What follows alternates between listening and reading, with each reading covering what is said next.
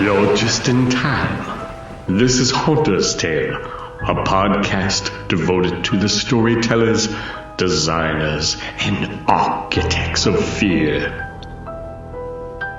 Each episode invites you inside the minds that shape horror theater, immersive experiences, and unforgettable nightmares. So, dim the lights, lean into the darkness, and listen carefully. After all, the shadows have stories to tell. Haunter's Tale, where horror remembers.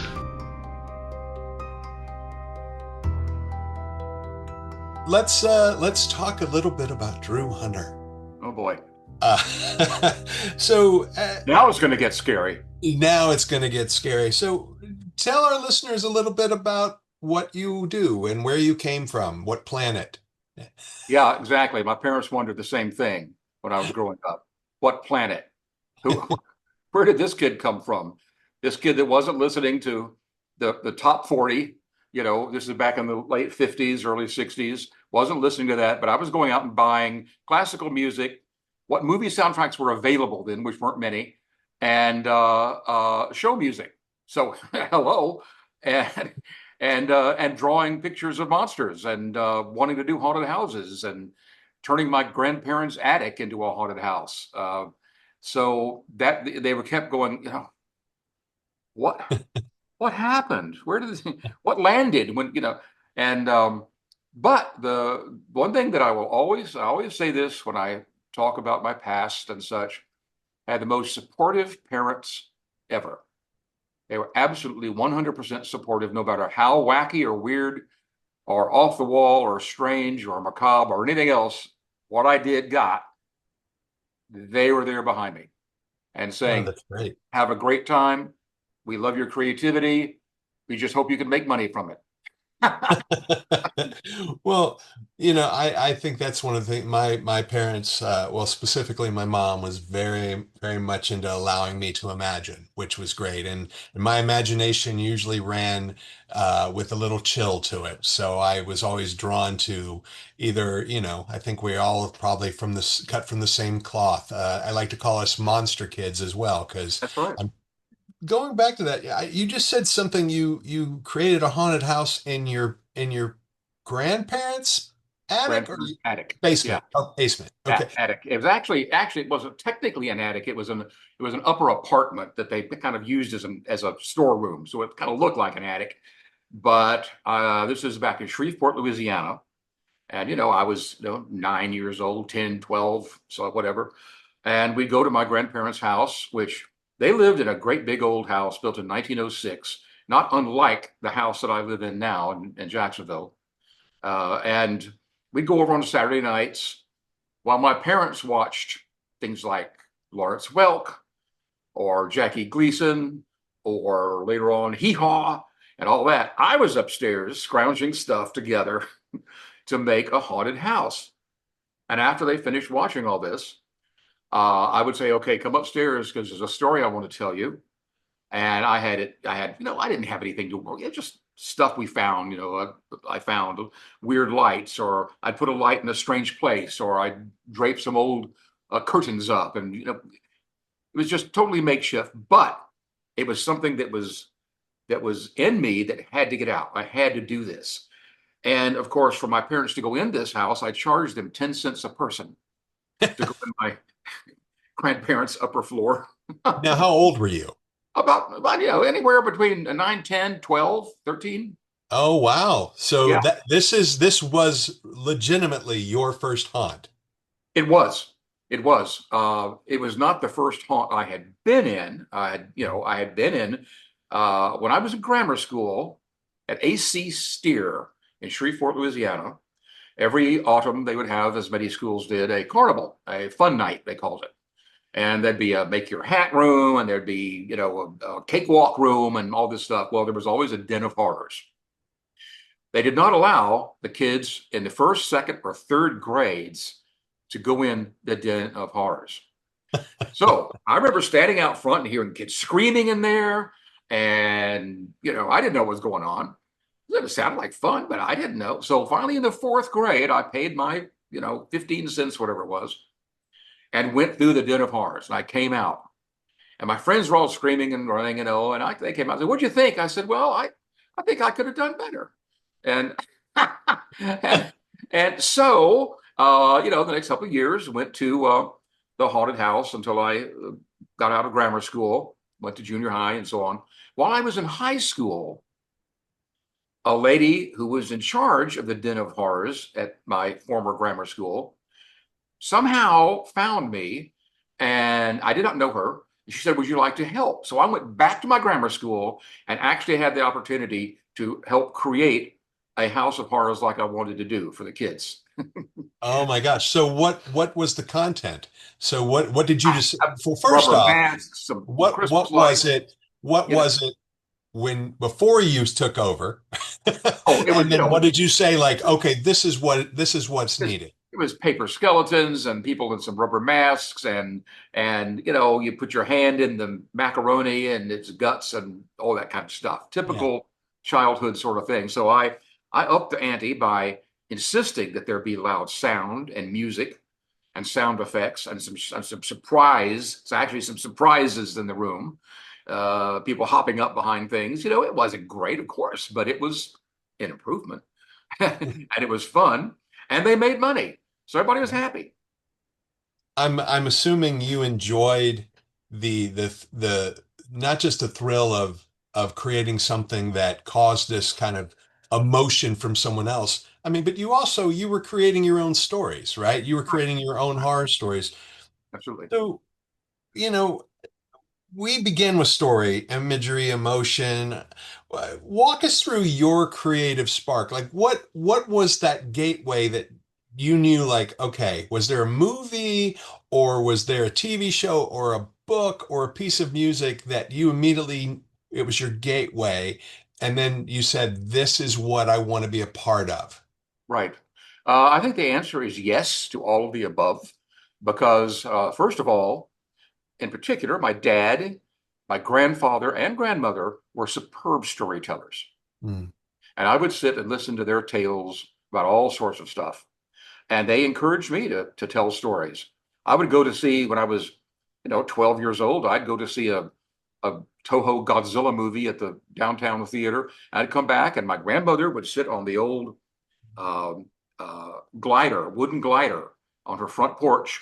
And I'd sit there and tell her all about this monster movie. She didn't, I'm sure she was going, when is this going to be over? But she allowed me to tell the whole story, kind of act out parts of it and be the monster and this sort of thing. So, and like I said, my grandfather and dad, my mom was a good storyteller too, but the other ones were really, really good. And so that was part of it. That was part of it. And by the way, that glider I just mentioned, that was back in what, late 50s, Mhm. very late 50s, early 60s. That glider is on my front porch now.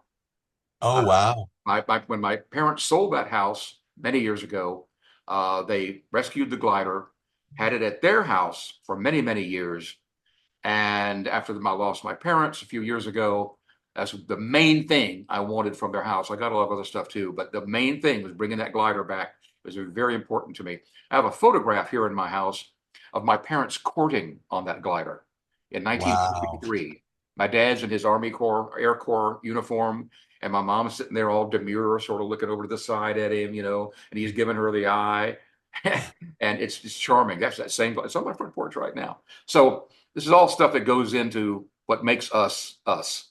Also, Yeah, well, what's great about that is I've been lucky enough to be on your front porch, yes, you have. Yeah. and one of the things that I want to talk about, you've referenced your house, and you can see just the tip of the iceberg behind you, but it features first off, there's something called the Druseum, which we'll talk about, but the house itself is just it's filled with uh, story starters. Everywhere you look, there's something to say, what is that? And it either sparks you to want to create from it or hear about it. All of these wonderful curios and paintings that you've done.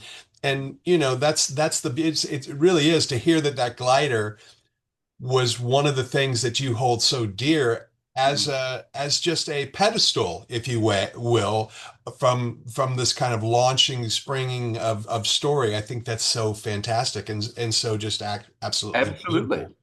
And another major influence was Disney's Fantasia. Mm, It was the first movie I ever saw. My grandfather took me to see it when I was about 2, which I do not remember. And then my mom took me and my best friend to see it on a reissue back in about 1958, I believe, mhm, at a theater downtown in downtown Shreveport. And I sat there going, "This is the most amazing thing I've ever seen," and it inspired it cemented my love of storytelling, creativity, color, movement, music, all of these things that we all deal with in our work now and in our spare time. And of course, A Night on Bald Mountain, mhm. the almost the last sequence in Fantasia, then Ave Maria is right after that. But The Night on Bald Mountain, I couldn't get enough of. Yeah, My friends are going, "Oh, this is terrifying. This is so scary." I said, "Oh, yes, it is. It is wonderful. It is yeah, fabulous." And to this day, I mean, computer done animation and some CGI and all that is just fabulous. It's a wonderful tool. But when you consider how these artists, I recently watched another documentary and I just bought a brand new book about Fantasia. When you consider the absolute nerve that Disney had, the mhm. daring he did to to create this film and how they did it at that time, all hand drawn, is astounding. So that was a major influence in my development as well. Yeah, it's interesting you bring up Fantasia and just also, the Disney features, because I probably am the last generation that knew the importance of the reissues, Mhm. right? So every year, I think maybe they do two, maybe three if you were lucky, but one of these great classics would come back to the theater for a Right. very short period of time. So, you had to go see it because it wasn't like I could go buy it or I could watch it You couldn't. digitally, which I have them all now and, I can watch them, but there's still something very, again, the going into a darkened palace and sitting there and you think about Disney and how brilliant he was, that really was in my opinion, that's the first time that music was brought to life visually. Mhm. He picked some of the greatest pieces ever composed. But Night on Bald Mountain, again, I love it as well. But before that, to have that sound and that piece of recorded music matched with these amazing visuals like nobody else could do, it really was transformative. And I think I love that you're still so tied to it because for me, I sometimes worry that Fantasia gets lost, which is sad because I think it's one of Disney's greatest creations. Absolutely, it was groundbreaking. There's never been anything quite like it. Of course, they did another version of it back in 2000, Yeah, which was very good, had a lot of yeah, good elements to it. But the original, when you just put it in context, you understand how. And something else you just said about the old movies and such. Yeah, when I grew up, and I guess when you grew up, um, there was no videotape, there was no CD, there was no streaming service. There was nothing. You had to wait for it to come back to a movie theater. hmm, Sometimes you could see a version of it on television, very often edited, very often in black and white. I remember seeing some elements of Fantasia, for example, on the Disney Wonderful World of Color, and they'd show yeah, little snippets. And I was going, "Gosh, I remember that. This is so wonderful." But that's all yeah, you had.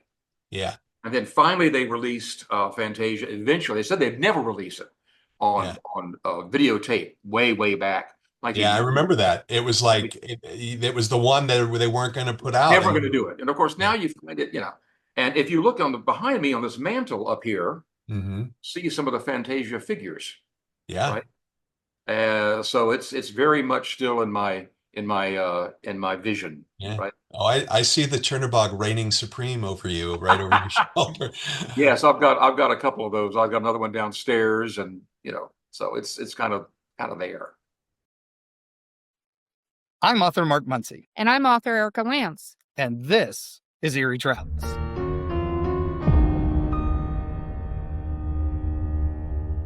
Greetings, travelers. Join us as we travel through folklore, myths, monsters, legends, and dark history. We'll be your guide to the spooky side of reality as we discuss cryptids, paranormal, and all things preternatural. Sometimes we find the truth is way scarier than fiction. We're on twice a week on your favorite podcast platforms, including iTunes, Spotify, Amazon, and YouTube.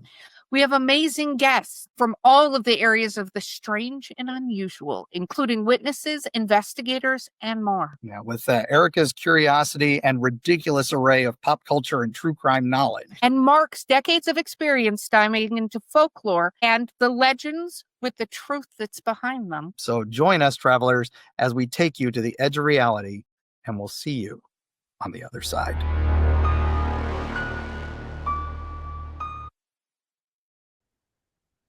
You're a teenager, you've seen Fantasia, you've been pulled into the gateway through the portal, you know what you want to do.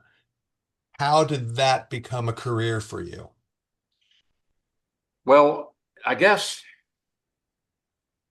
in again about 1958, it's a pretty influential year for me, I guess, because I was about 7, 8 years old.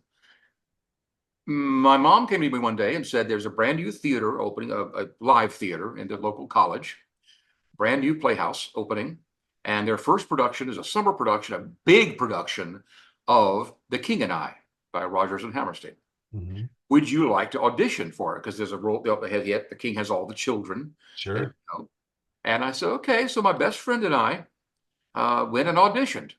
I auditioned with the song Is a Puzzlement, bearing in mind that I don't sing, so and I could, but you don't want to know. And so I did that and got a role as one of the kids, and it ran for something like 6 weeks at this brand new theater, beautiful sets, costumes, the orchestra, the whole bit. That was my real introduction to theater and going, okay, this is a big. It wasn't anything haunted, of course, but it was a show. It was a show. After that, I had my grandfather install some little theater curtains in the hallway of their house, which had a little ropes on them. And I could open the curtains, and after dinner, instead of doing a haunted house, which I still did sometimes, I would perform. I'd get out there and do something. I would, at that time, Jerry Lewis was a big, big deal. So I would be Jerry Lewis. I would go to see all the old Jerry Lewis films at that time. And then my dad made me a miniature version of that theater, of the stage, that I could create little miniature sets and little miniature props and create my own little shows. I said lighting, I'd play music, I'd do all just in my room. I was the only child. And sometimes my mom would come knocking to the door going, are you okay? Because she hadn't heard from me for hours. I'm just sitting in there playing with, making scenery and doing lights and playing music and doing my own little thing.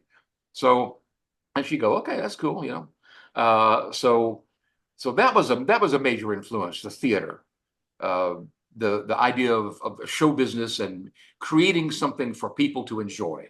Mm-hmm.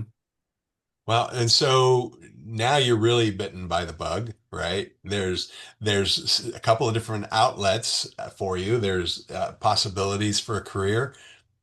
Where did you go to school? Did you study I studied? I majored in fine arts, mm-hmm. and minored, I guess, in theater. Did a lot of shows. Eventually, of course, I was in Boy Scouts. Some people don't believe this, but I was an Eagle Scout. Mm-hmm. And Order of the Arrow, did all that whole thing. Yeah.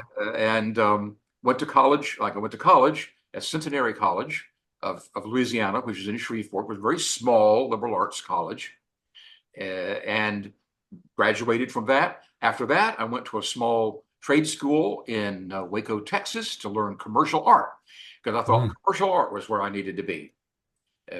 And did that for a while. Came back. Got a job moving furniture in a furniture store. This is about 1973. And then I've had many wonderful opportunities that have come my way. And I think, part of the secret of life is you have to recognize the opportunities, A, then B, you have to be ready for the opportunities, and then you got to fulfill the opportunities. So a gentleman who I'd been in some plays with, who was the vice president of production at the local CBS affiliate in Shreveport, called me up and said, I've seen you do some poster work for the local theaters. Our graphics director is leaving. You want to come work for us? I'm like, it's better than moving furniture.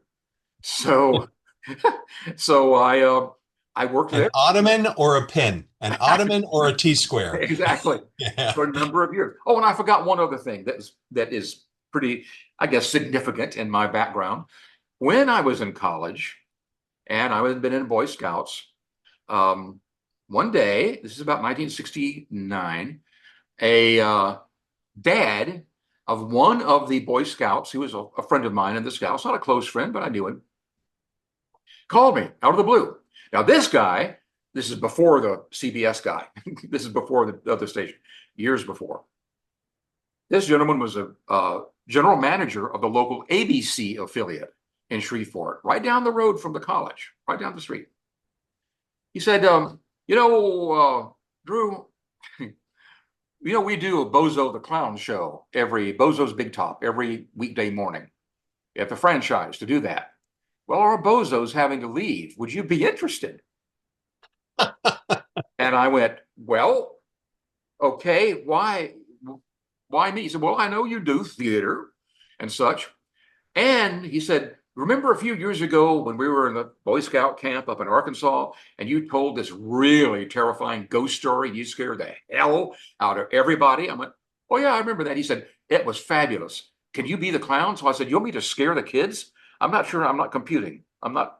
He said, no. He said, you held us in attention. You entertained. You had a great way with the kids and so on. So I think you could do this. I'm like, well, okay. So I show up at the TV station going, what's going to happen? They throw me in this little dressing room, put the Bozo the Clown costume, put the makeup on, put the big red wig, the big long shoes, gave me a microphone, and there's this huge studio with all these cameras and all these control people, these control rooms, and all these technicians standing around and go, okay, now the music's going to start. You come out and be funny. I went, oh, okay. So I did something. Yeah. The microphone was like shaking. And so I came out and did something, and they hired me. So I did the Bozo the Clown for a year and a half or so, 2 years, whatever it was, and had a blast. That was one of the best things that ever happened to me, because since that time, I've never been afraid of getting up in front of people and make a complete fool of myself. Mm-hmm. And had the confidence to get up and talk with these children, 30 kids, every Monday through Friday, talk to them. You never know what they're going to say. And then make up skits and improv and all this kind of stuff. Huge learning experience. And I didn't even know I was learning. But it served me well in later years. So that all goes into the mix. So you grew up in this sweet spot that I did a documentary called Monster Kids, and it's that sweet spot of kids that grew up in the 60s and 70s. That was the heyday of the resurgence of the classic monsters, right? Before that, the monsters were these films that had come out in the 30s and 40s and were very popular. And then the 50s were replaced by, the atomic mutants and UFO scare and things like that. But then they were starting to be shown again on TV, and they had this resurgence, and that's where Famous Monsters of Filmland and the Aurora model kits. Were you part of that? I was absolutely immersed in it. Yeah. 100% immersed in it. I bought the very first Frankenstein Aurora Monster model kit at the local hobby shop the day it came in. I bought every single one of them after that, put them all together. In the very early 60s on the CBS affiliate was a late night fright program, which they had bought the shop theater package. Shop theater, sure, yeah. Of the original black and white 1930s Universal, 1940s Universal films. Some really good, some not so great. Hosted That was really the day of the horror TV hosts, Yeah. such as Vampiro and Yeah. Zachary and so on, which you know of all those things. Well, we had one at the CBS affiliate in Shreveport, a program called Terror. It was on at 10:30 on Saturday night. Her name was Evelyn.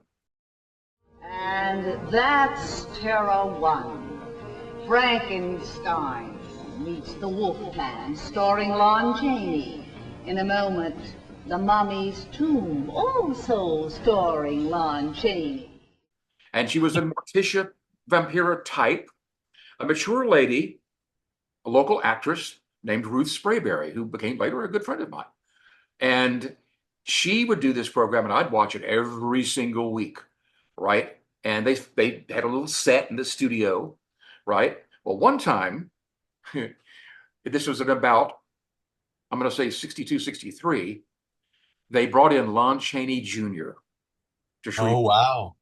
They had a design a monster contest for all the kids in our huge, viewing area, and to send in your, draw a monster, send it in. And Lon Chaney Jr. is going to come judge this. So I entered about 4 pictures. I ended up winning an honorable mention, but the Sunday after they announced the winner the night before on the Terror program, in which, by the way, Lon Chaney performed on that program. You can find it on YouTube. It's there. Really? Yeah. What did he perform? What did he do? He did, I think, a sequence from, he was very famous for his role as Lenny in Of Mice and Men. Sure, yeah. With Burgess Meredith. Yep. And I think he did a little bit from that, as I recall. Oh, wow. Oh, what a combination that would be. Put them all together. What brothers and sisters they would be to the Wolfman. We could go into the bayous and hide and be guarded by the crocs and the gators. Yes, in the trees, in the swamps, in the grass, in the marsh.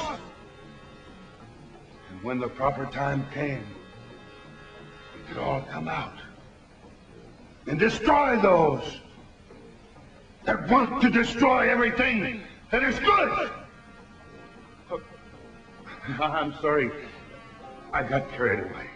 On that Saturday, the Sunday, the next day, at the local Louisiana State Exhibit Museum on the fairgrounds in Shreveport, they had Evelyn in costume and Lon Chaney Jr.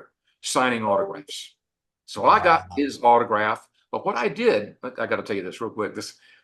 I drew, he was famous for the Wolfman. Of course. What, 1940 or so? 1941, yeah. And so I drew my picture of the Wolfman. Only the one I drew was of Oliver Reed. Okay. In Curse of the Werewolf. Curse of the Werewolf, was a sure. much cooler looking werewolf. Yeah. Camera film. I gave that to him to sign. And he looked at me over the, he's standing up on this pedestal, this platform. And he went, "That's not my werewolf." And I went, "No, sir, but I like this one better." I didn't. No. And he laughed, signed it, and gave it to me. I have no idea where that is. Don't know. Sure. Their names are legendary. Their creations have haunted your nightmares. And they all have one thing in common. They love monsters.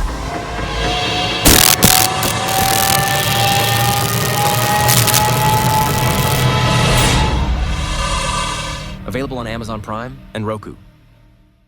Who's your favorite horror author? Oh, I was all into Poe. Yeah. Read everything by Poe that I could get my hands on. Yeah. And I remember there was a book I got for my birthday, maybe my 12th, 13th, 14th birthday, of Alfred Hitchcock's basically ghost stories. Mm-hmm. And it had about 12 different stories, and I zoomed through that. My mom gave me, from the library, found a book called Things That Go Bump in the Night. And it's stories of haunts from the upper New York State area, Schenectady, Troy, Albany area. I would read that over and over and over. Something about that book that just captivated me. I love the way it was written and such. So I did a fair amount of reading. Um, Watched as many movies on TV as what was being shown, and I'd have friends. Oh, and I had records, LPs. One of the Mhm. LPs I had, because you in the back of Famous Monsters of Filmland, they had all this stuff you could order. Yeah, the And Captain Company. right, one of the records was called Shock, Yep. and by Creed Taylor, Mhm. and I found a copy of that in a local record store in Shreveport. And I would play that for my friends, turn the lights down and so on. Then I had a copy of, there was another one, themes, Dick Jacobs and his orchestra, themes from, Uh-huh. and you couldn't get anything like that back in those days. It's not like Yeah. that, uh, I bought a copy of that. Lights Out by Arch Obler, the old radios, Yeah. Yeah. stuff like that. So I was constantly refreshing my love of all things weird and strange that Yeah. that in those years.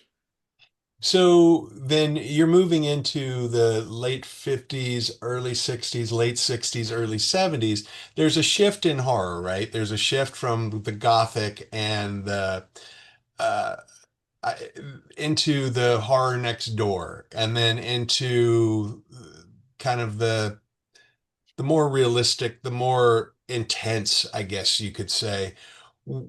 What was your thought about that change? Did you welcome that change, or did you miss what had come before? Or, I mean, I probably Psycho, I think, would probably be the kind of like red letter movie that It was.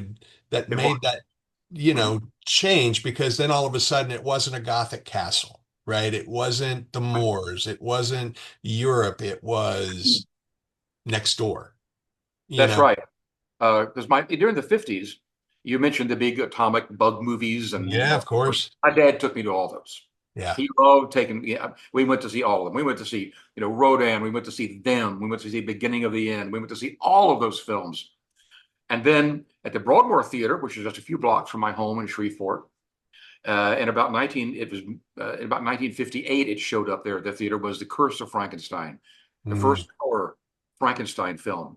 I went to that, and we had nobody seen anything like it because there was Yeah. and it was much more adult oriented than anything before. And Yeah. I loved it. I never will forget being in that theater when Peter Cushing runs up the stairs, opens the door of his lab, and Christopher Lee is standing there all wrapped up, and Christopher Yeah. Lee unwraps his face. The camera moves in on him. What a moment! That's Oh, yeah. still absolutely prime. Yeah. So that same theater would go to see the old William Castle movies, Oh, right? Uh, sure. I went to see Tingler, and where they had some of the seats wired to buzz. Yep, it was. Oh, yeah. So you Yeah, were in that prime time too when there were spook shows, right? absolutely. Oh, I yeah. went, See, that's I went to something. one spook show when I was a kid. Yeah. But yeah, Yeah, that's one thing, like, people ask if you could go back in a time period for a I would love to go back, once you get past all the other things of, what you think you should do. I would love to go back and experience one of those good old spook shows where Bela Lugosi was actually there, or right. where, Castle was actually there, and the nurse was out there and making you sign away. If you die during this movie, you'll get $1 million or what have you. I really love the William Castle movies, all of them. Oh, they're just so classic. They're just. I mean, I was showing someone recently, Straight Jacket with Joan, Oh yeah, Joan Crawford. Yeah, and they said, "Well, what's the?" Because he always had a gimmick in his movies. In House on Haunted Hill, he had a skeleton that flew out over the audience. In The Tingler, he had the seats that buzzed. Another one, he had you could either vote for the villain to live or to die, which of course was a bunch of hooey. But what was the gimmick in Straight Jacket? It was Joan Crawford. He yeah, actually cast Joan Crawford as an axe murderess, right? yeah. Well, and it's funny, most people don't realize this, but at that point, then Joan Crawford had a small career in horror films. Yes, she She did. she opened horror films, whether it was Straight Jacket or and then they kept going, and Baby Jane, and things like that. Some people chase the mainstream. Others crave what hides in shadows. Welcome to Indie Horror Junkie, the home of filmmakers, writers, artists, and fans who live for the strange, the bold, the unapologetically independent. From blood-soaked short films and underground features to creator spotlights, reviews, and horror you won't find anywhere else. No studio filters, no safe bets, just raw imagination and fearless storytelling. If you love horror that takes risks, horror that bleeds passion, horror made by creators who refuse to play it safe, then you're already one of us. Indie Horror Junkie. Feed your fear. Support the underground. Indie Horror Junkie, where independent horror lives and refuses to die.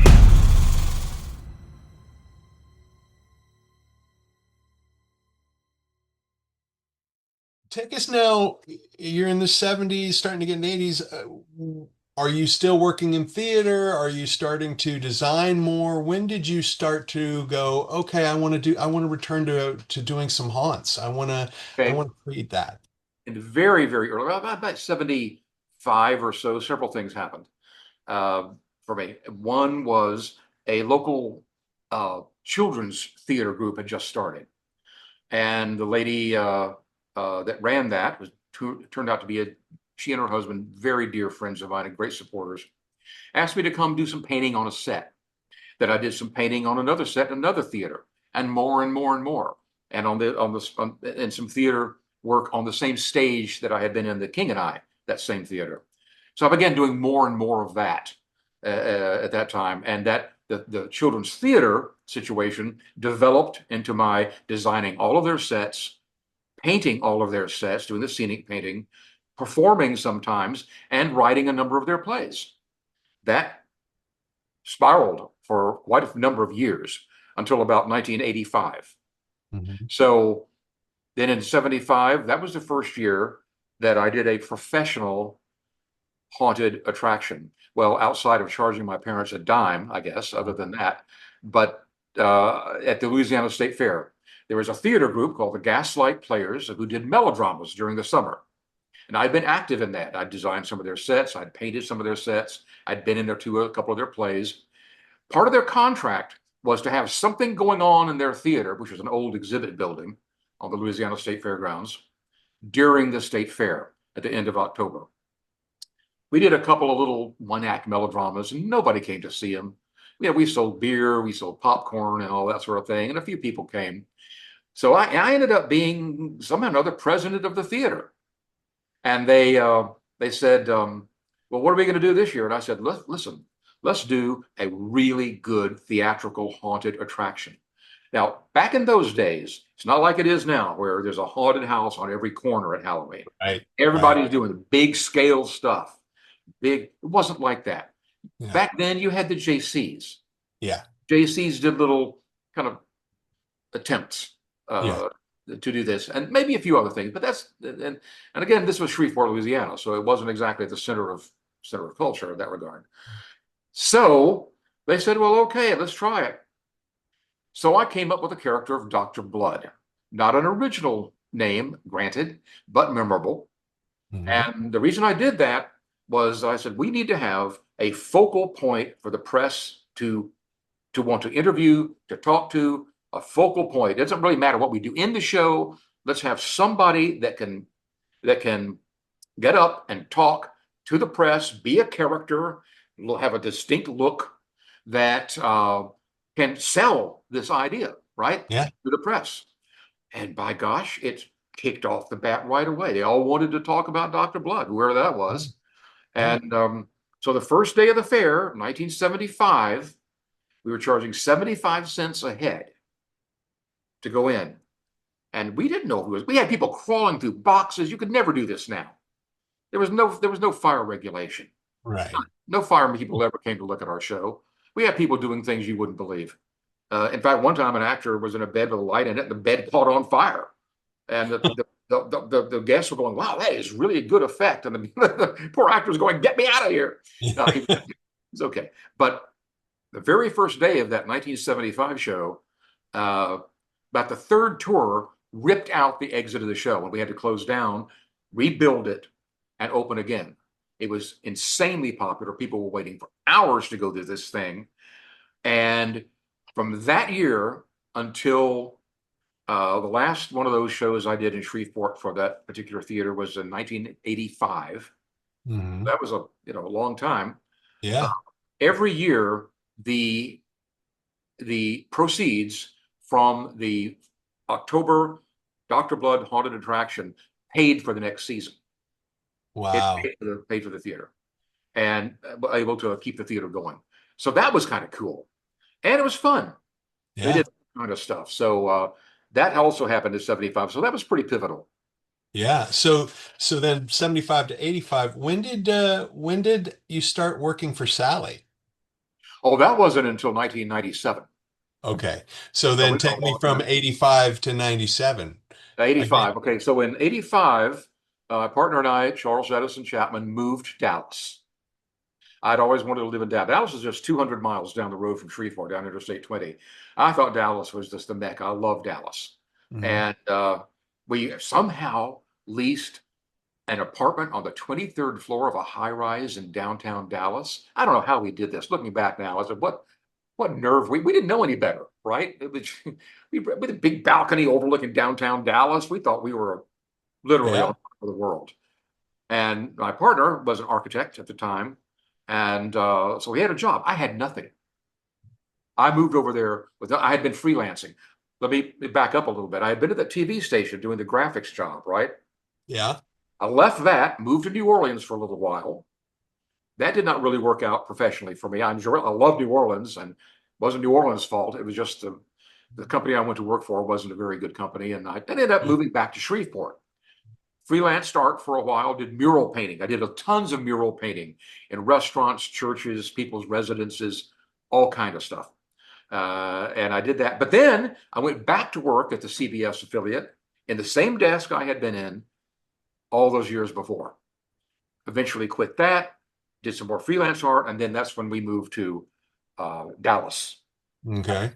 So in Dallas, I'm sitting there going, what am I going to do? Now I'm in this beautiful apartment. And my friend is going to work every day he worked downtown as well. And what am I going to do? So I knew that there was a wax museum in between Dallas and Fort Worth. Naturally, I was very fond of wax museums, Of having been course. to 8 of them. My parents had taken me to so many wax museums here or there. And I'd never been to this one. So one weekend when I went over to see my friend in Dallas before I'd actually moved there, we went out to this wax museum. And in the brochure, they said that they had a Halloween promotion. So when I got back to Dallas, when I finally moved, I called the wax museum. I said, hey, I used to do a show in Shreveport and I did Halloween stuff and haunted stuff, and thinking you might need some help.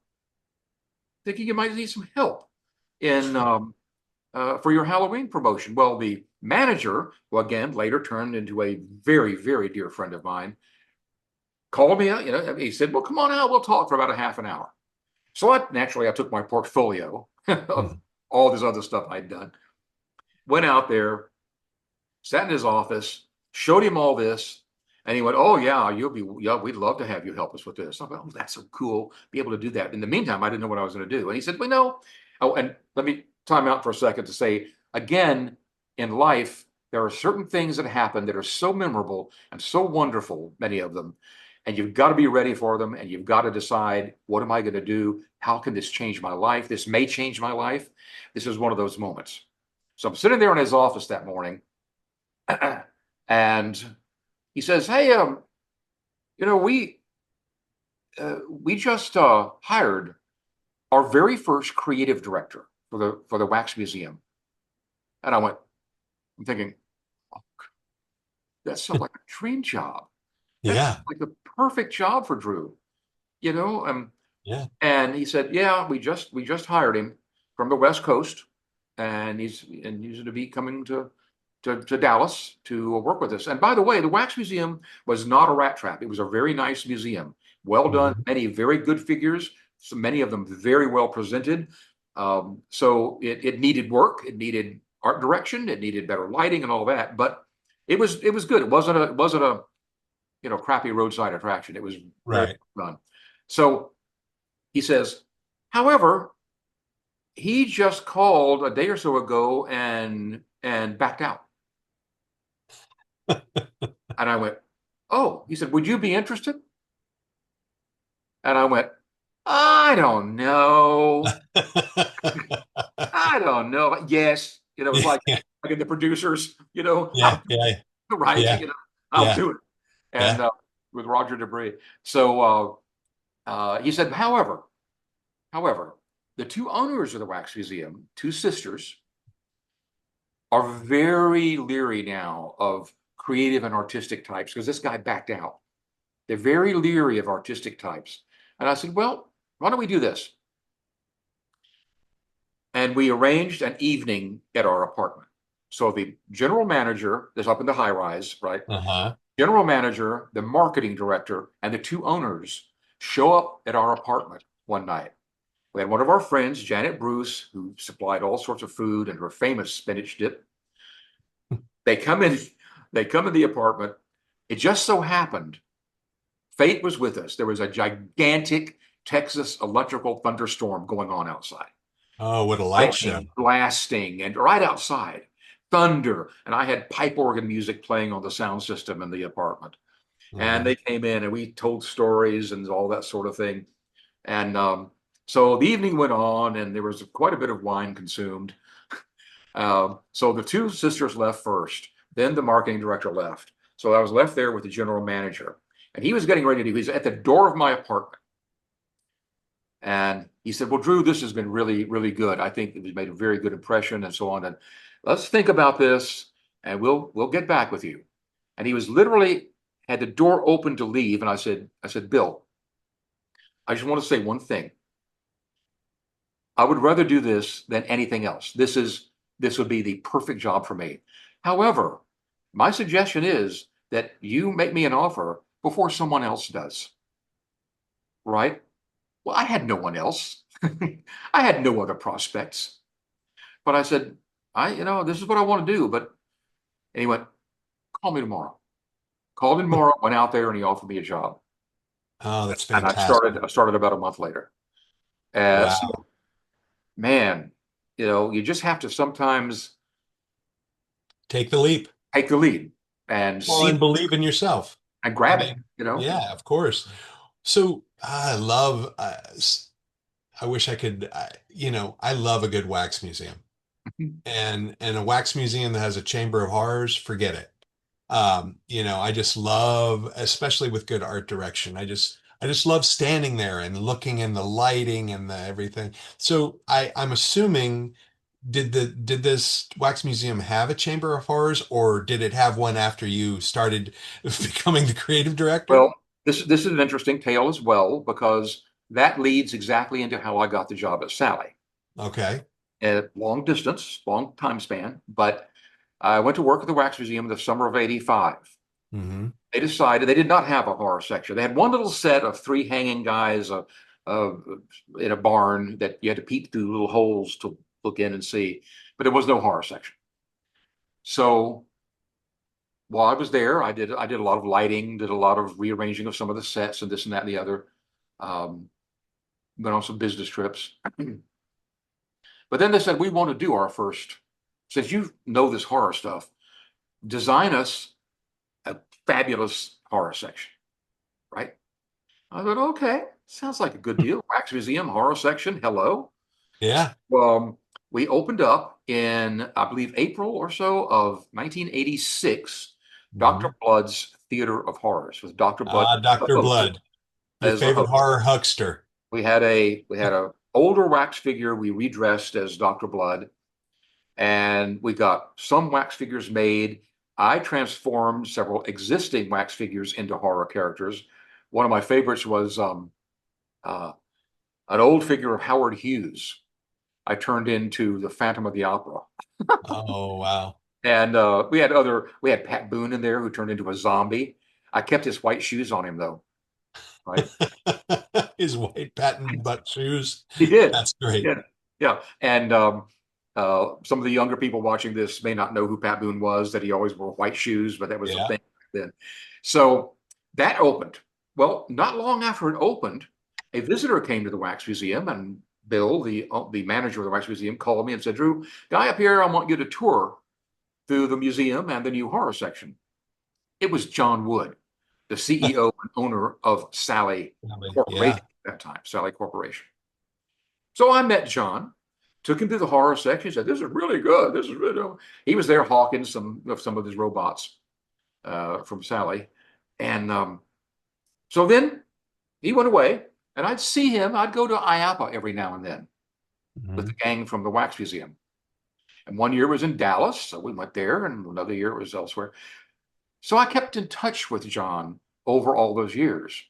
Then John would always say, "Hey, Drew, maybe one of these days we'll work together or something." So I went, "Okay." Yeah. Well, in 1991 or so, I believe, in 90 or 91, I left the Wax Museum, having designed another entire wax museum for them. And the wax museum that I went to see in Dallas had burned down. So I redesigned that entire wax museum, including 2 different Ripley Believe It or Not attractions. Oh, wow. Yeah. So that was, I had all this behind me. And in 91, my partner and I started our own company called Vorta, VORTA. And it was Halloween consultation and design. Again, back in those days, there just weren't a lot of companies doing that. Right. Now, everywhere. But back then, it was pretty rare. And we made a living doing this. Then in about 96, I was kind of getting weary of that a little bit and was looking at expanding. We had built a house in Dallas, a brand new house back in 1990.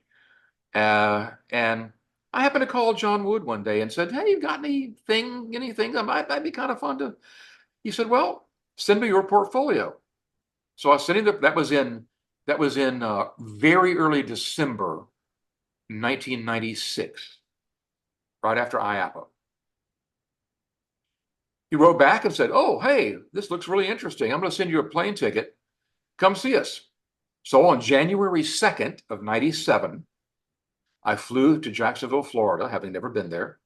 John Wood picked me up at the airport, went in, looked around, talked a long, long time, met the whole crew, and he offered me a job.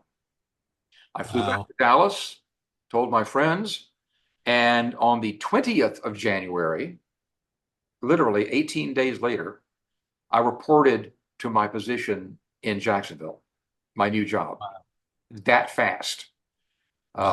And the rest of how we managed that and sold the house, and when my partner finally showed up and all this, and my cat, it was another whole story. But so that all these things, it's why I always tell people, be nice to people. You never know when you're going to see them again. Yeah. Yeah. You just never know. It's the whole amusement industry, theme park industry, amusement park, all that sort of thing. It sounds huge, and there's a lot of aspects to it, but trust me, be kind to people, treat them with respect, and it'll pay off. Great lesson. I hope our listeners take that to heart. I wholeheartedly believe in that, and it's interesting too, because when you talk to people that you grew up with in this industry, I don't know if you feel this, but like the industry currently seems to have changed a little bit. And I wish it could get back to what it was in the 90s, maybe the early 2000s. I think there was still some. How has it changed for you? I think it was fun.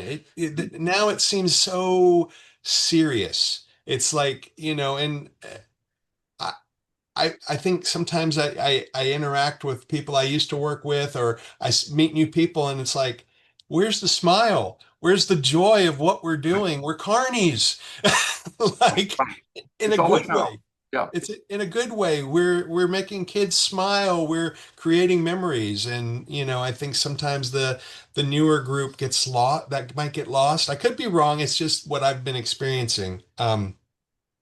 So you're at Sally, and now, I mean, it's not a leap. You're a legend. You're a legend in the haunt community. You're a legend in the theme park community. So absolutely the lesson, be kind, I think is something everybody should take with it. Let's talk a little bit about Halloween for you. Mhm. What does Halloween mean for you as young Drew and as current Drew? Well, my birthday is 4 days before Halloween, Uh-huh. October 27th. And so that meant it was a pretty big deal every birthday. My Yeah. mom would make a cake, she'd decorate it with bats and, have orange and black streamers all over the house and the whole bit. Have a costume. I'd go trick or treating. And the other part of my mom's birthday was Christmas Day. My Oh, dad's birthday was Valentine's Day. I missed Halloween by 4 measly days. wow. 4 measly days I missed Halloween. And I went to my mom when I was a kid, went to my mom and I said, well, Mom, you were born on Christmas and my dad was born on Valentine's. How come you didn't have me on Halloween? And my mom, being very clever, said, well, we wanted to have you a little bit early so we could figure out what kind of a costume to get you. Oh, that's such a sweet answer. And I went, oh, okay. And I bought that for a while, you know. Yeah. But anyway, it's okay. It's close enough. Now, I do know a number of people whose birthday are on Halloween, and it's the only thing on this planet, in this life, that I am envious about. The only thing. You Yeah. know, Yeah. how dare you have a birthday on Halloween and I didn't? Yeah. Well, But it's okay. I'm really kind of over it. You know what I mean? In case you tell. yeah, I can tell that Yeah. this doesn't cause you any type of anxiety Oh whatsoever. no. Oh 3 days, no. 3 days, 3 days. Yeah. Oh, 4 measly 4 days. days. Yeah. That's okay. It's okay. But back to the Halloween. Halloween was a wonderful time. Magical, still is.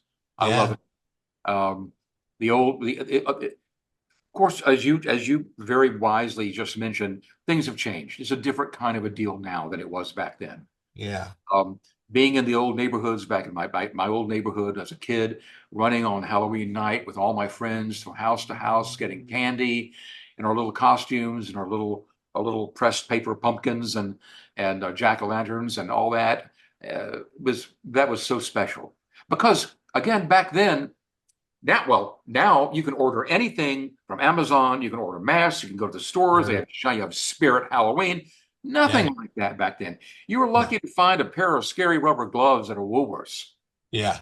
Yeah. back Oh, I then. remember. I remember vividly when Woolworths would start to get them, or Kmart.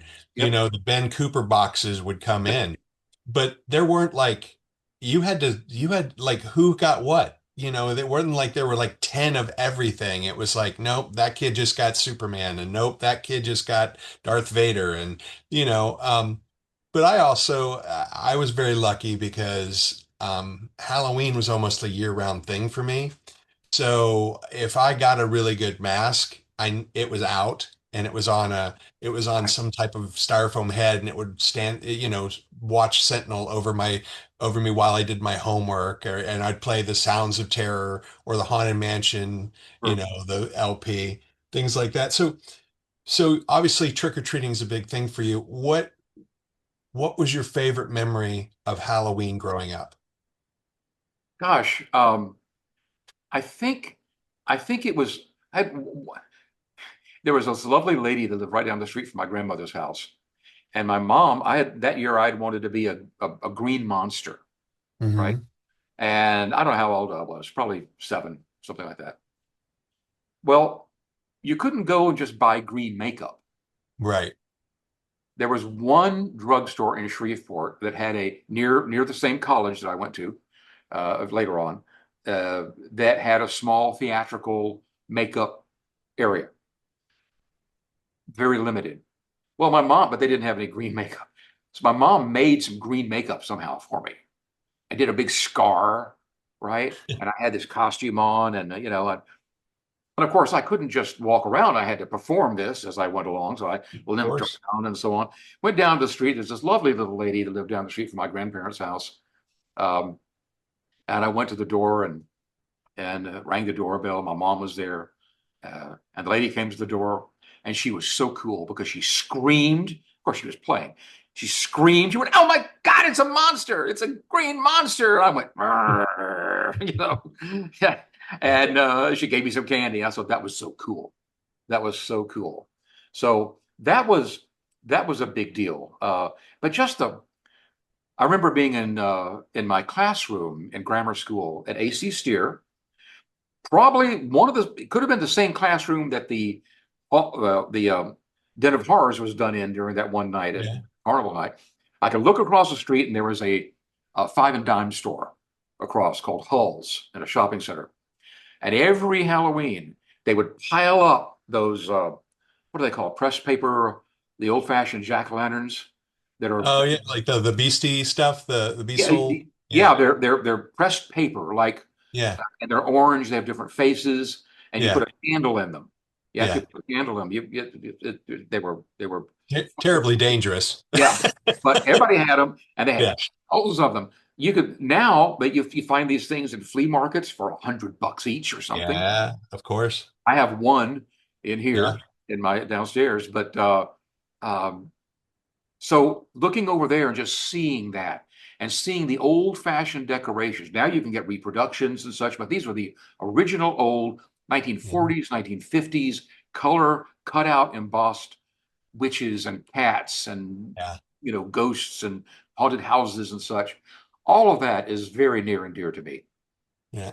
So what's Halloween like for you in 2025, 2026? Well, every year I take out a loan to get candy. I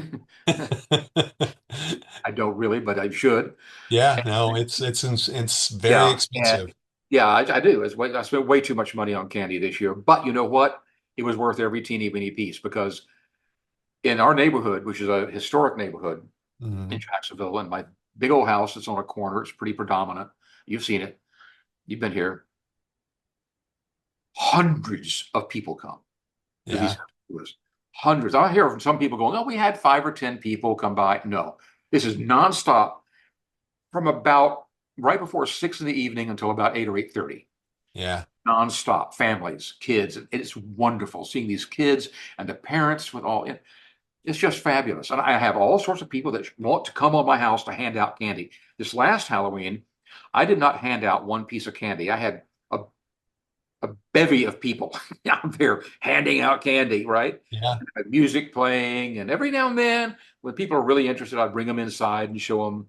I did a, Yeah. I did a um, haunted dollhouse this year.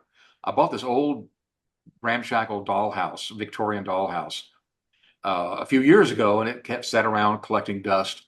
But I was determined this year to have it finished by Halloween, right? And so I worked on that part of the summer. Finally had it, so I had it in my front room on display with music going and the whole bit. And everything come out. Say, look at the haunted house, right? Yeah. In fact, I'm going to pick this deal up here. Hold on. You Yeah. can see it. Let's see Oh, wow. in that next room. See it sitting on that table? Yeah, that's beautiful. Yeah. Yep. And so uh, so Halloween was just wonderful. And so in the current days of Druid Halloween, it's just Yeah. being on the front porch, having some scary music playing, having Yeah. folks come over, handing out candy, seeing a bunch of great kids and have parents having fun. That's just perfection for me.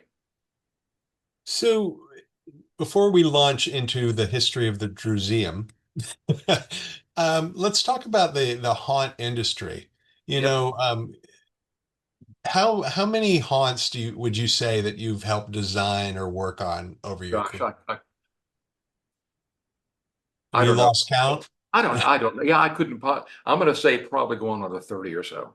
I Yeah. don't. So, I mean, because well, first of all, like at the Louisiana State Fair, we did that Dr. Blood show, which I talked about. yeah. But every year, the only thing consistent about that was Dr. Blood as the Right. host. Dr. Blood wasn't in the show; he was the host Right. and the spokesperson for the spokesghoul, I guess. And and but every year we changed the theme, so it was a brand new show every year. And then I eventually went to the Wax Museum, and we changed the theme of that one every year. Then to Six Flags Over Texas, where Dr. Blood was the host well, for a few years, and a couple of Mhm. other Six Flags parks.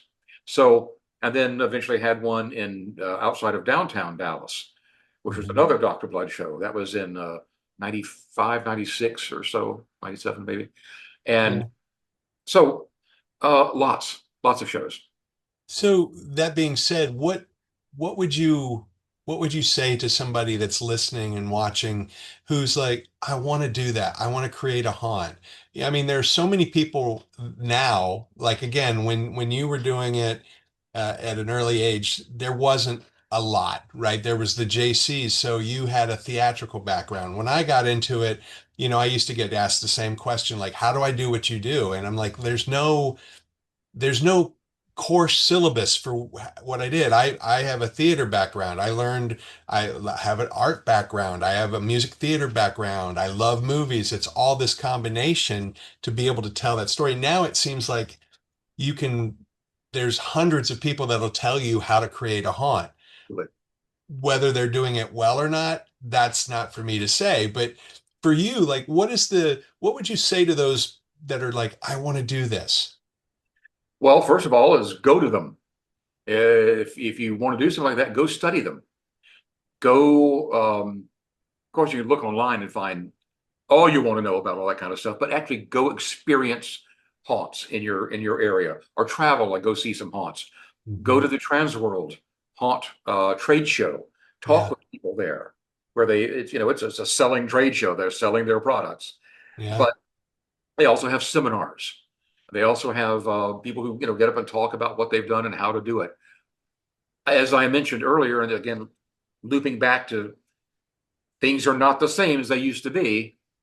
Back in 1975, we had people crawling through refrigerator boxes in the show on their hands and knees. My Yeah. parents even did that, crawled through theater boxes to go see my haunted house, right? Yeah.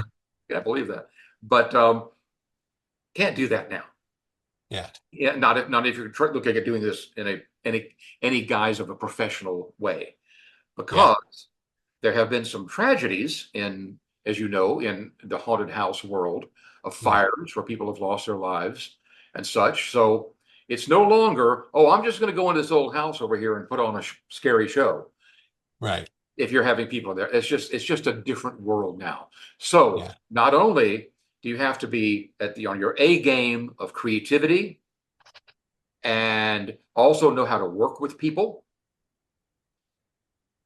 but from the practical aspects of safety, is because if you say, hey, I'm going to be charging money to come see folks to come see a haunted house or something, you better be ready for the fire department to get involved, and who knows who else.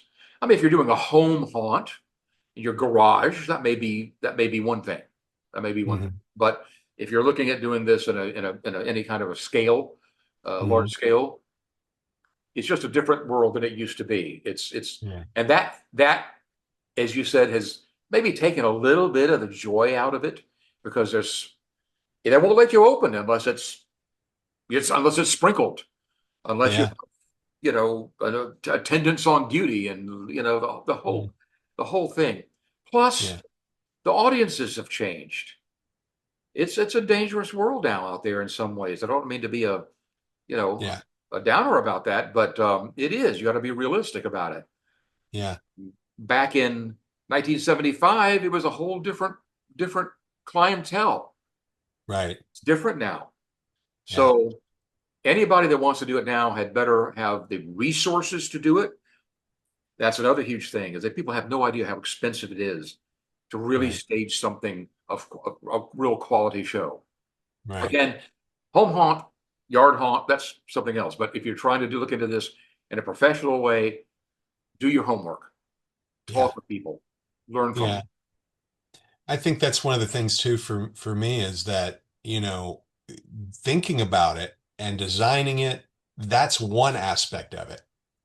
Building it's a completely different aspect of it that has to be collaborative, and then operating it is another completely, just all three of those have to work together. And if you're doing it, it's not only a financial impact, it's a time management, life management impact. I mean, That's absolutely right. and you have to love it. If you love it, which again, I do, you do, Yep. it's so worth it. But I sometimes I worry when somebody goes, "Oh, I'm going to do a haunt," and you're just like, "Okay, well, good luck," Yeah, good and luck.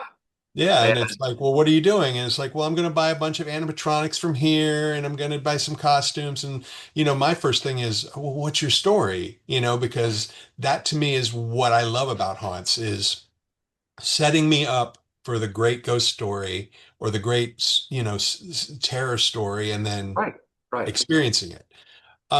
So let's talk about the Druseum. Okay. Tell everyone how the Druseum came to be. The Druseum. Ah, This yes. mystical place that comes in on a train that is Yeah. the greatest, most absurd show on earth. Well, it's it's definitely the cliche though this may sound, it is definitely the fulfillment of a dream of mine. Because everywhere I've lived, even when I lived with my parents in my own little bedroom, I had it decorated just right. I had it lit just right. There wasn't just a light on the ceiling. I had everything done just right. When my friends would come over, they go, "Wow, this is really cool." Look, I'm like, "Yes, thank you. I love it." I remember one time my parents came in my bedroom and I probably was 11 years old, 11 or 12. "We're going to paint your bedroom." And they said, "What color do you want it?" I didn't blink. I went, "I want it fire engine red."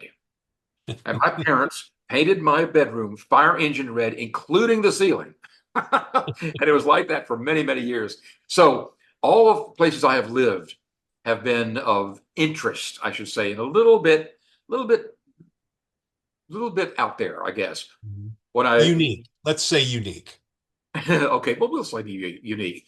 Um, before I lived in this house where I am now, I lived in a mid-century modern round house. I wish you had seen that one. Mm-hmm. It was over in the old Arlington area, right off the river, about a block off the river, with a beautiful view of the river and the James Point Bridge. Circular house, 1959, called Geodesica. That was the name of the house, Geodesica. It was not a geodesic dome, but it was a round house, and it was Yeah. amazing. Well, I lived there for 13 and a half years. My partner passed away back in '07. So I was there. So I lived there and I loved the place and had a beautiful lot and such, and parties and all that kind of stuff. But something kept haunting me, and that is the right word too. Mm. Something kept haunting me. When I was when the original Addams Family came on television in 1963, I believe. Yeah. The original Addams Family, and the Munsters both Yeah. premiered the same week Yeah. in 1963. One on ABC, one on CBS. They Yeah. both lasted 2 years and went off the same week. 2 years. Yeah. But the Addams Family, I love the monsters and Fred and Lily Grandpa. and all that stuff. I loved all Yeah. that, but I really love the Addams Family. Yeah. I Yeah. loved them. I wanted to live in that house, which was just a Sure. student set. Well, it was always a dream of mine. So eventually, I did move to this historic district, then moved away, moved to the roundhouse, and moved back in 2016. It took me about 3 years to find the house that I wanted to live in, which is this one. Yeah. And I said, it's just me and my cats. My cats just want to be fed, petted, loved, be secure, have clean litter. Other Yeah. than that, I can do what I want. Yeah.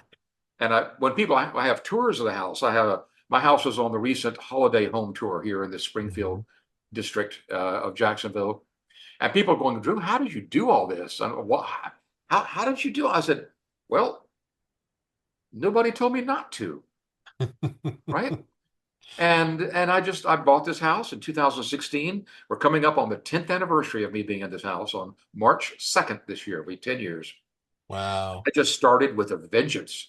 I would go to work every day, 40-hour work week at Sally Dark Rides, come home and do stuff and find stuff, and people would give me things, and I created all of these rooms, and it was a I guess a passion. It was an Yeah. obsession, really. And so I moved in 2016 in March. In May of 2017, the house was on its had the first official home tour, where hundreds of people came through the house. So I got it all kind of in place that fast. Yeah. And Wow.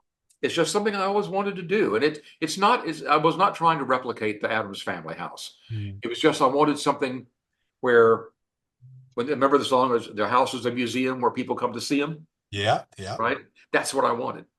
Yeah. And where to be able to give tours. And I'm having a tour tonight, as a matter of fact, in a few hours. Oh, I'm doing wow. a tour of some local, some folks in the neighborhood here that I met recently. And Oh, fantastic. so I opened the house at the tour, and we have about 4 or 5 people tonight. And I'll have some beverages and some snacks. And when we start in the foyer, we go through the house, and the tour is usually about 3 hours. Mhm. Sounds like Gilligan's Island, right? A 3-hour tour. And, You ever and, lose anybody? You ever lose anybody in the house?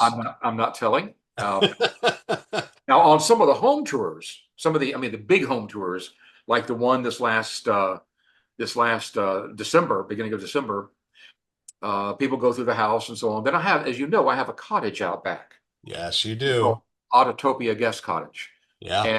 And several people looked into that, and the best way I could describe it is fled.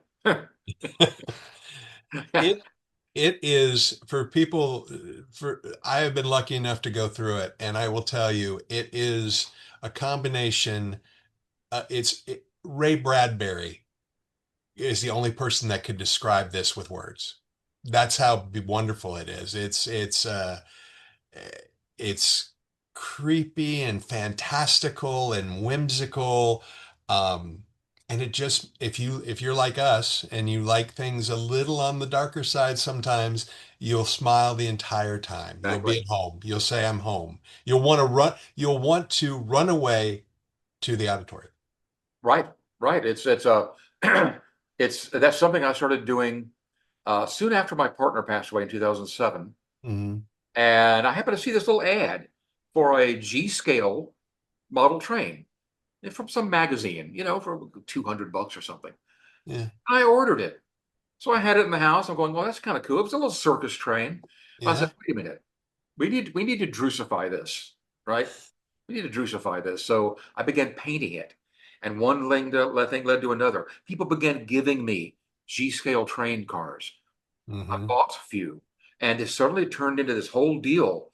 So I am currently writing, but it's really kind of amounting to a book of the Mm-hmm. totally fictitious, of course, of the history of Autotopia, I love that. coach by coach by coach, where Yeah. these coaches came from, who are the performers, and all that sort of thing. Yeah.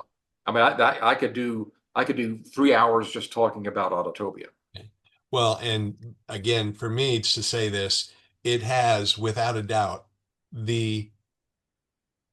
I don't want to say creepy because it doesn't describe it, but that clown that you have, it, Uzo.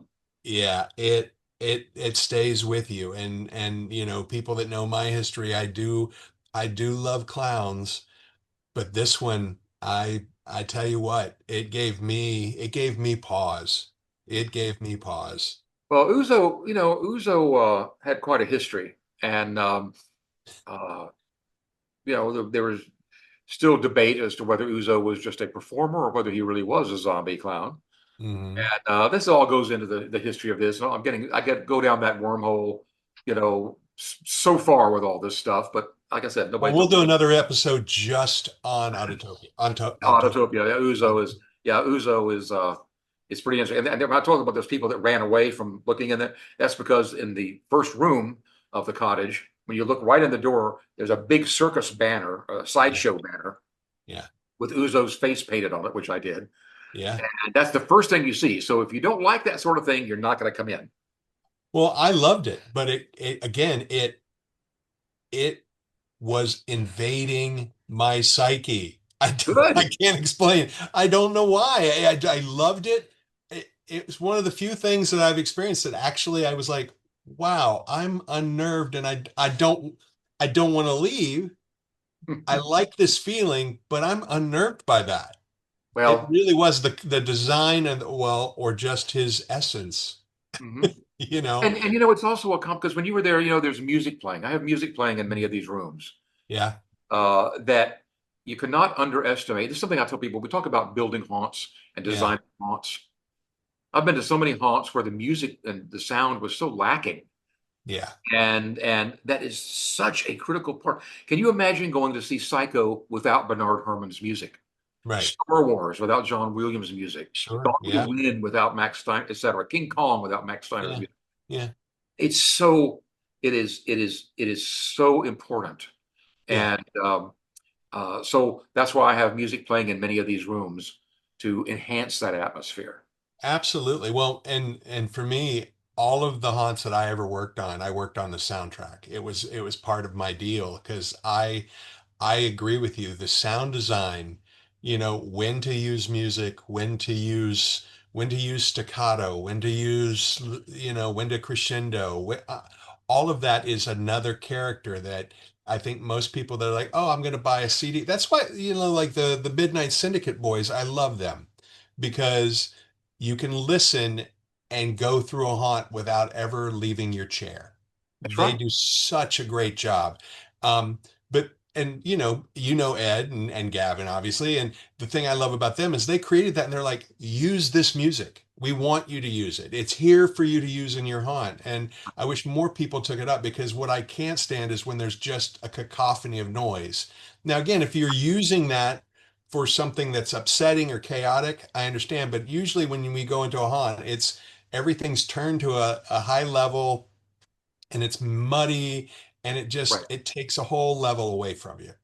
Right. We talk about music. I'm veering away from the museum for just a second, but talking about music, I am currently and have been for the last year and almost 3/4 working on I've designed a brand new permanent haunt that's going to be opening early spring in San Antonio Mm. for the son of the gentleman that hired me at the Wax Museum.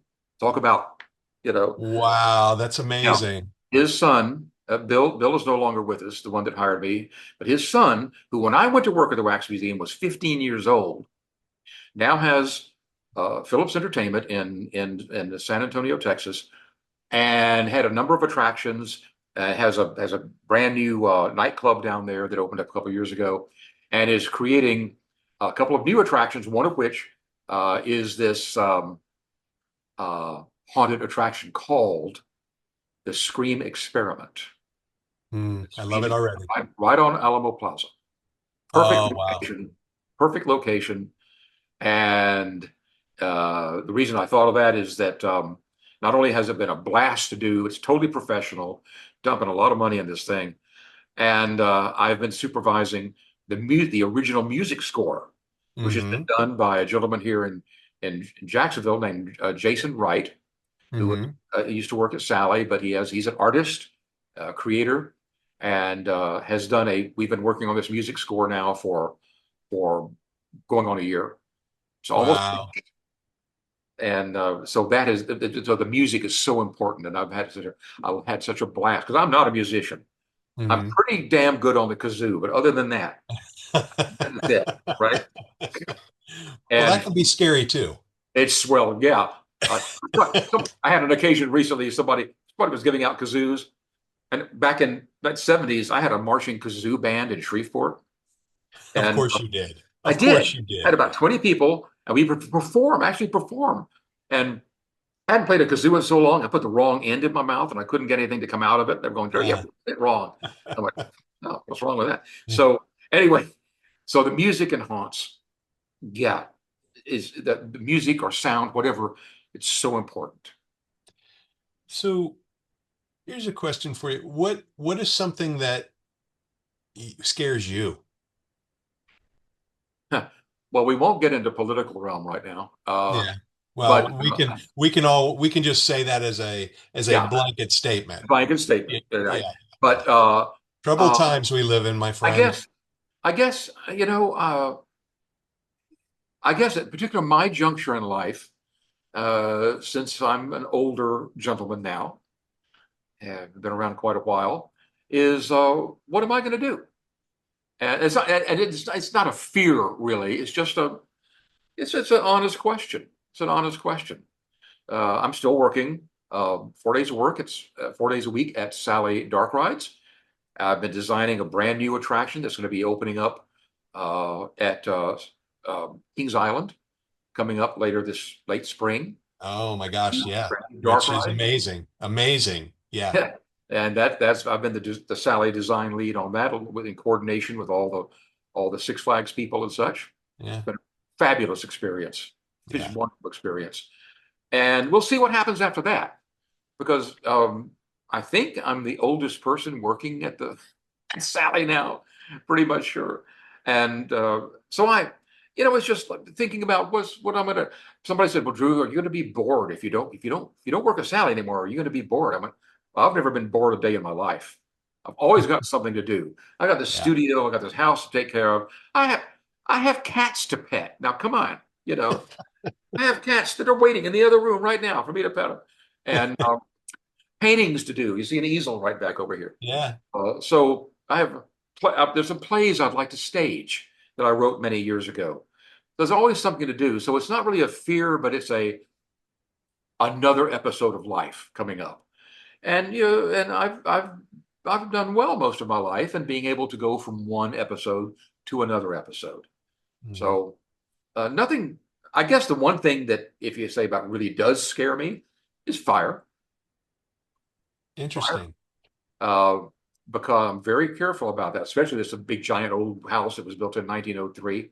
Right. Things go up like that. But and I was one of the people that found, I was the person actually that originally found the fire at the Wax Museum when it burned in 1988 in Dallas, Wow. 3+ years after I went to work there,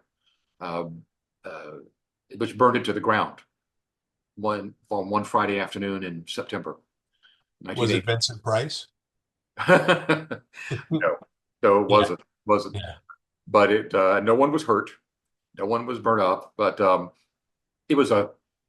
But one other little other trivia part about that is, remember I mentioned earlier the Aurora models, the Of wax, course. the Yeah. plastic models of all the monsters. My Yeah. entire collection was in the storeroom of the Wax Museum.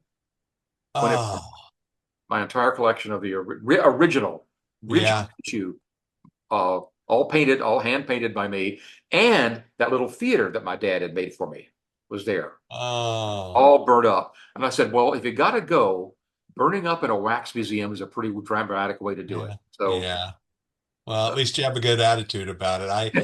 I still have some of my Aurora model kits when I was a kid. I was too young to really kind of understand how to put them together, so my mom would put them together for me. okay, And and then she would paint them. So, and then she would try to paint them to look like the Bama art that right, was on right, them. sure, But so she didn't know how to do that. And she's using a brush that she got with testers, and oh yeah, so I yeah, went back and repainted. I have Dracula, the Frankenstein monster, and I have Kong, which I never painted because it was in the glow in the dark. So parts of them are still glow in oh the yeah, dark. yeah, So I yeah, leave it like that. But Drew, this has been an absolute joy. I know our listeners would love it. I would love to have you back and talk. We could talk for hours. absolutely, And anytime. yeah, and No, I just appreciate your time, and I can't wait to talk to you again. And from all of us in the haunt community, thank you for what you've done, and thank you for being you. I really appreciate that, and thank you for the opportunity to do this. And I'll keep you posted on the Scream experiment Of and course. opening up in San Antonio. For Yeah. anyone who lives down that way, don't miss it. It's going to be quite a show. And the old Restful Sleep Hotel will be there with all of its ghouls and spirits to scare the you know what out of you. Thank you so much. Thank you.